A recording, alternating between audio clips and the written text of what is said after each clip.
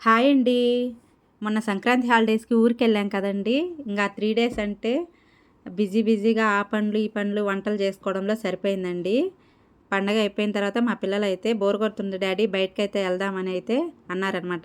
వాళ్ళ డ్యాడీ అయితే సరే నాన్న గొర్రెల దగ్గరికైతే ఎళ్దాం జేజబ్బ ఉంటాడు కదా అక్కడ అని అయితే అన్నాడనమాట. మాకైతే గొర్రెలున్నాయండి.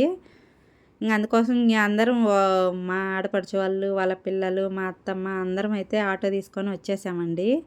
అవి దొడ్లో ఉంటాయంటండి. దొడ్లో ఉంటాయి. మేము లేట్ అయింది వచ్చేసరికి 10:30, 11 అయింది. అప్పటికే వదిలేసి అడవిలోకెళ్ళాయన్నమాట. మేము ఆ దొడ్డి దగ్గర నుంచి ఒక 1/2 కిలోమీటర్ వరకు అయితే నడిచి వచ్చాము. చూసారా పిల్లలందరిని చూసి అవైతే భయపడి పారిపోతున్నాయన్నమాట. మా మ్యారేజ్ అయిన కొత్తల్లో అయితే ఈ విధంగా అయితే తీసుకొచ్చారండి మా ఆయన. అప్పుడు ఇట్లాగే చూసేసి పక్కనే రేగి చెట్టు ఉందండి. రేగి పండ్లు అవి ఏరుకొని వెళ్ళామన్నమాట. మళ్ళీ తర్వాత 10 ఇయర్స్‌కి ఇట్లా తీసుకొని వచ్చారనమాట. చూసారు కదా! పిల్లలైతే బాగా ఎంజాయ్ చేశారండి. మా లియో గాడిని కూడా తీసుకొచ్చారండి. మొత్తం ఇంట్లో వాళ్ళందరం ఆటో తీసుకొని ఆటోలో అయితే వచ్చేసామన్నమాట. అవి మేపుకనేసి 10:30 పైన అడవికి తోలేస్తారంటండి. 10:30, 10 లోపల అయితే దొడ్డిలో ఉంటాయంట. అవి మేము వచ్చేటప్పటికే దొడ్డి దాటుకొని బయటకు వచ్చేస్తున్నాయి. పిల్లలు వాటితోటి తిరుగుతూ ఉన్నారు. ఇంక పక్కనే రేగి చెట్టు ఉందండి. ఇంకా రేగి పండ్లు తీసుకుందామనేసి అవి చూసేసి ఇంకా రేగి పండ్లు చెట్టు కాడికైతే వెళ్తున్నాము. ఇంక అక్కడే పక్కింటి వాళ్ళైతే బర్రెలు అవి కాచుకుంటున్నారండి. ఆ పొలం అయితే వాళ్ళదేనంట. వాళ్ళ పొలంలోనే ఉంది రేగి చెట్టు. అది పెద్ద చెట్టు అండి. చాలా అంటే చాలా పెద్ద చెట్టు. ఇంకా ఎండగా ఉందనేసి చెట్టు నీడకైతే వెళ్ళాము కాసేపు. పిల్లలైతే ఎండ లేదు ఏం లేదండి. బాగా ఫుల్గా అయితే ఆడుకోవడంలో మునిగిపోయి ఉన్నారనమాట. వాటితోటి తిరుగుతూ ఉన్నారు గొర్రెలతోటి. అదిగోండి కనిపిస్తున్న చెట్టే రేగి చెట్టు అనమాట.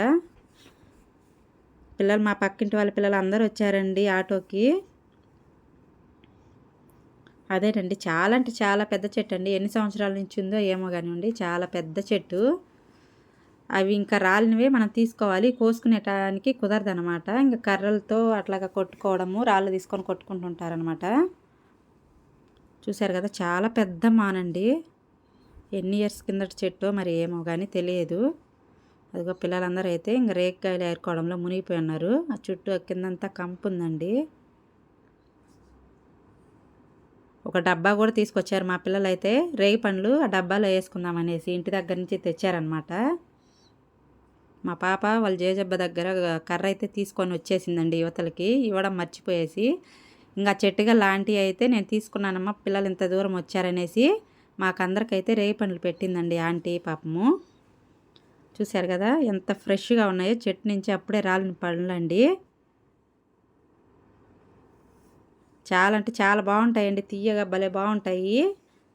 నేను ఒకసారి తిన్నా కాబట్టి మళ్ళీ అయితే వెళ్దాము రేగి పండ్ల కోసమైనా వెళ్దాము గొర్రెలు చూసేసి అందుకనే అంత ఇంట్రెస్ట్గా వచ్చామన్నమాట ఇంటి దగ్గర నుంచి పిల్లలు మేమందరం కూడాను. మా పాప హాయ్ అండి అంటుంది రేగి పండ్లన్నీ డబ్బాలో వేసేసుకొని. చూశారు కదా అందరూ ఏరుతున్నారనమాట. అవి చెట్టు నుంచి కోసుకునేదానికి కాదు కదండి. చిన్న చెట్టు అయితే చెట్టు నుంచి కోసుకోవచ్చు. అది చాలా పెద్ద మానండి. అందుకోసమే కోసుకోవడానికి కుదరదనమాట. ఎంతసేపుకి కింద రాలితే ఏరుకోవడం వరకే అనమాట. అటు సైడ్ మా ఆడపడుచు వాళ్ళ ఆయన వాళ్ళు కూడా తీసుకుంటున్నారు కాయలు. చూసారు కదా ఎంత పెద్ద చెట్టు. చాలా అంటే చాలా పెద్ద చెట్టు.